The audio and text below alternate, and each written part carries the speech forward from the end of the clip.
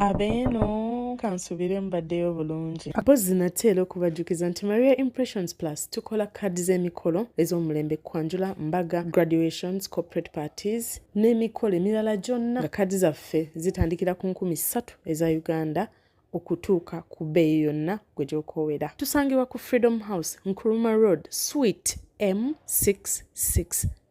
Nga n'akasembayo tutandike temwerabira okusubscribinga ku YouTube at Impressions Plus n'okufollowinga backup yaffe eya Impressions Plus family. Mugamba muti abaana ab'omumaka muno saaka batuuze b'okumutala guno mukuliko omwaka ogwaggwa mukama yebale na bayingiza mu guno omudde. Lady Maria gyebaliko kansubire oli bulungi. Nina ekizibu, nina omuwala mwagala nnyo maze naye emyaka 3. Muwala mulungi alibadde talina buzibu naye alina ekizibu kiri kimu kyokka bwe kiti, aliko empewo z'ewaabwe. Lady Maria wentuuse mpulira nga ntuuse okuwasa naye ekizibu ekyo omwana omuwala oyo kyalina ndabika nga sijja tisobola.